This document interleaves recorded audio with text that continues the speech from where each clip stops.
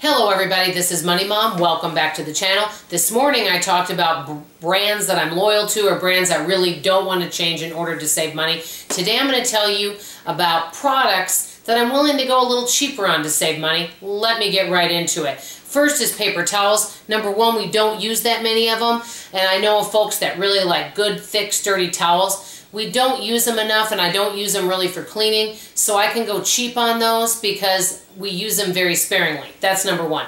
Number two, toilet paper. I know some people are very loyal to certain brands of toilet paper. It doesn't really matter to me. I do want to give you a helpful hint about toilet paper. Many of you probably already know this. I know from having plumbers out at our house, I was told to use a thin or one-ply toilet paper. They told me not to use anything quilted or thick because eventually it does stomp up your plumbing. So he said really try to go on a thinner toilet paper because it's better for your plumbing and it dissolves better. Just thought I'd give you that hint. Another is vitamins. I have spent a lot of money on vitamins and it doesn't make a difference in my blood work or anything else, so I'm willing to go a little less expensive. Now that being said, before continuing with this, I do want to make this statement. Let's take vitamins for example, or toilet paper, any of these products. You have your very low end, where you might get it for $1, and you've got your high end. So all different kinds of products can be low end, high end, or in between. I tend to many times buy the in between. I don't go the cheapest on many items. Example, I don't buy vitamins at the Dollar Tree.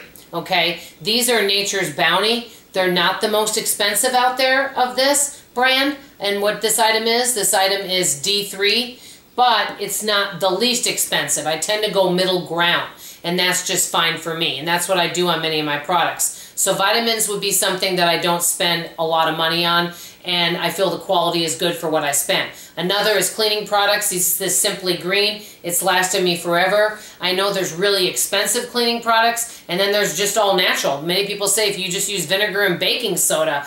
One thing I don't use to clean, however, is bleach or ammonia, because I just can't tolerate the smell of those for me. Another thing that I used to kind of go a little expensive on were candles. Now that I found Aldi, I love them. This one, by the way, is one of their Easter candles, $3.99. It's a 3-wick. Smells wonderful. This is lemon sage, and it is divine. So if you have an Aldi near you, go check out their spring candle collection.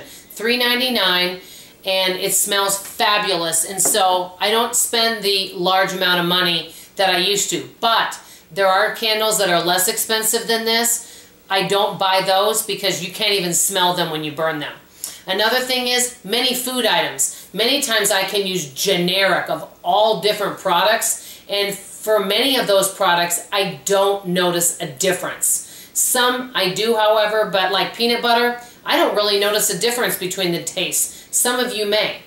Another thing would be makeup. This makeup, this one is Maybelline. It's Great Lash. This actually was a little over it's $4.85. Really, so it wasn't $1, it wasn't the cheapest, but it's definitely not expensive. This is actually rated as one of the best mascara out there, and it's very inexpensive. So my makeup, I don't spend $30 on a lipstick, but yet I don't buy $1 lipsticks either, because I know I did a video a long time ago, and this lipstick bled it just was like, you know, streaking all over my face. So buying the cheapest of something has not worked out for me either. I kind of go middle of the road.